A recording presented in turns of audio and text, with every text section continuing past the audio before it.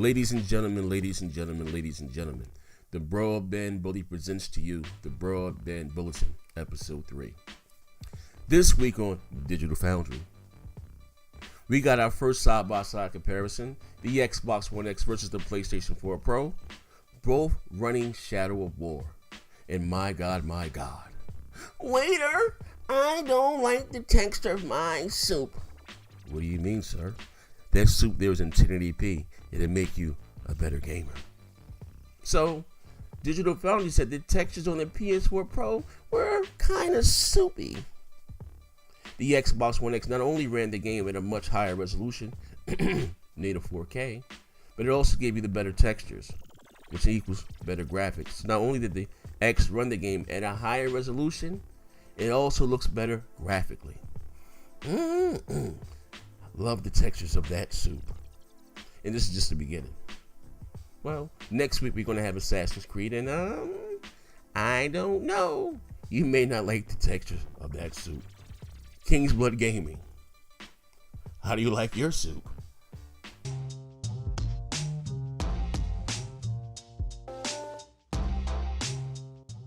What's going on, ladies and gents? This is your guy, King's Blood Gaming, and I'm back on a Broadband Bulletin with some surprisingly bad news about the granddaddy of all racers, Gran Turismo.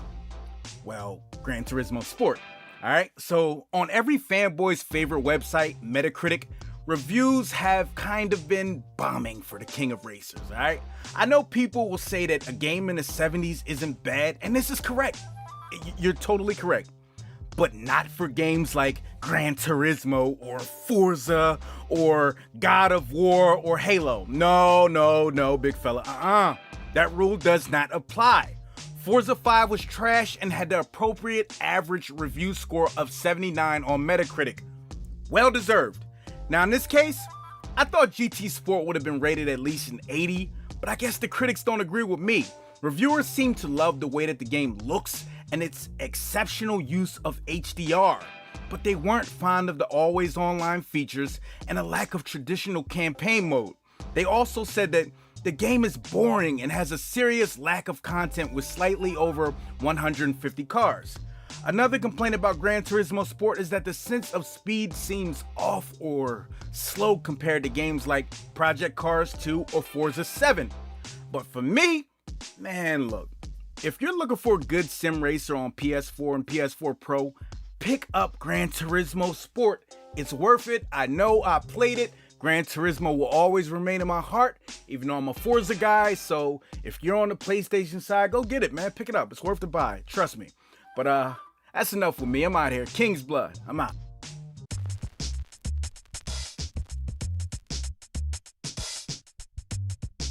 What's going on, guys? It's Neth here, and today I want to talk about those Nintendo Switch sales. Now, it's recently been revealed that the Nintendo Switch in North America has reached a whopping 2 million sold. I repeat, 2 million. Now, people told me this is the second coming of the Wii. This is gonna take over the Xbox One and be in second place next to the PS4. But as we can see, this is just a tall fantasy. The Nintendo Switch, after a little over 6 months on the market, has only reached 2 million. Now, some of you deem the Xbox One as a failure, but the reality is the Xbox One managed to reach roughly 5 million within about 3 months. So, I'm no math wizard, but can you guys tell me which is higher, 5 million or 2 million? Anyways, that does it for me, guys, and I'm gonna go ahead and pass it off to my next broadband brother. Post up with the close-up, Mr. Let's Talk About It.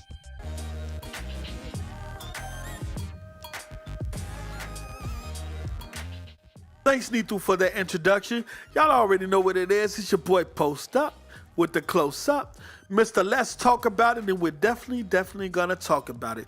Microsoft has just released new information regarding their new ad campaign for the Xbox One X, and it is called Feel True Power.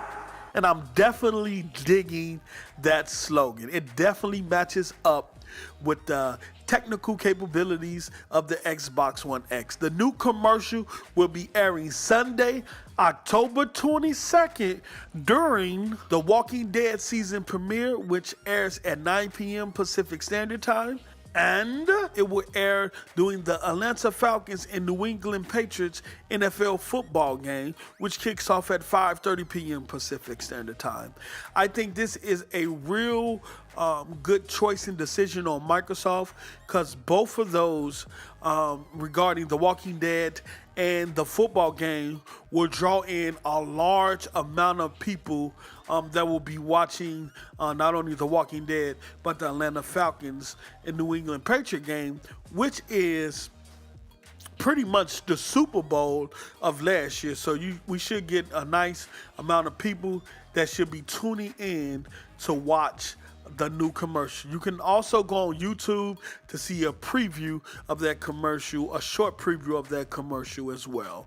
So I thank y'all for tuning in. You already know what it is. It's your boy Post Up, representing the Broadband Bullies, and I got Xbox Juice coming up next, and he got the info regarding Gears of War 4 and the October update. Let's go.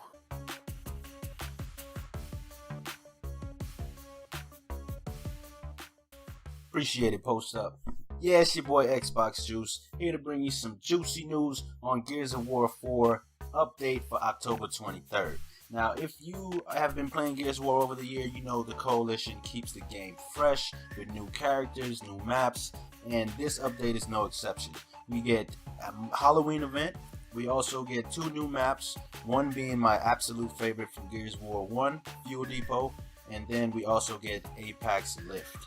And also with this update, ladies and gentlemen, we are getting the 4K enhancements for the Xbox One X. So if you are upgrading to the Xbox One X, you will be able to download those enhancements, have it on your hard drive, and when you get your Xbox One X, you just plug it in and you're good to go.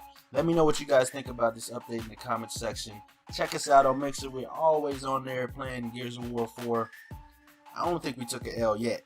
So let me know what you guys think. Now I'm going to hand it off to my boy J-Wax for some more news. Let's go.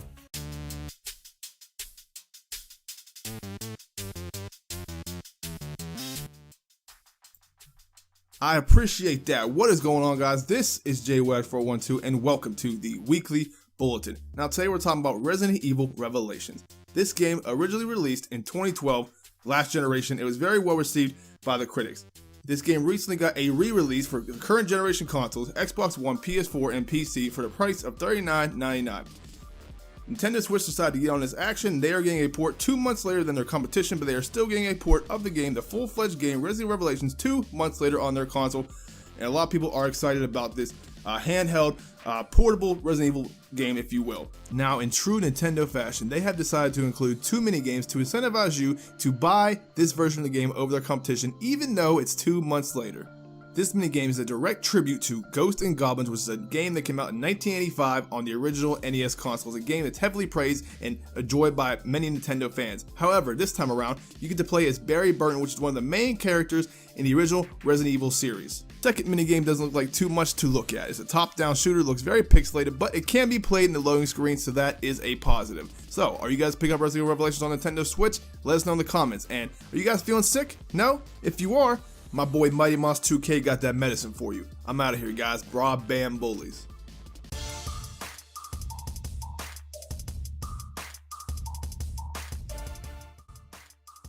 Thank you for that assist, J-Wags, representing our 412, baby.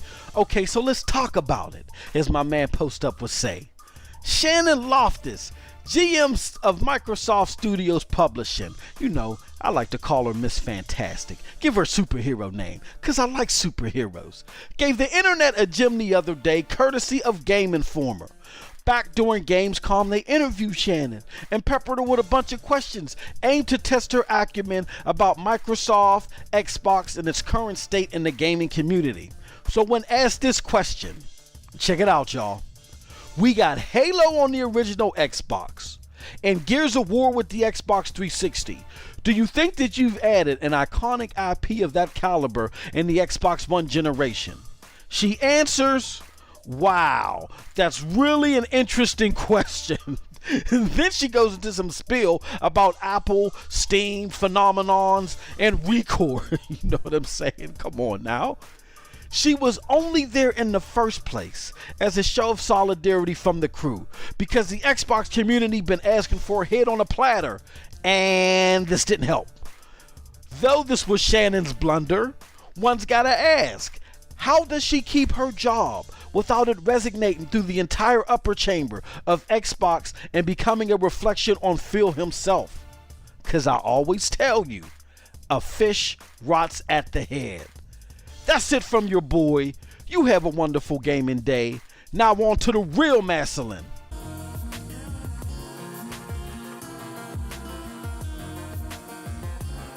And this is your boy, the real Maslin, and that's been your Broadband Bulletin. We appreciate y'all taking the time out of your day to watch this little video we put together, and we hope you enjoyed it.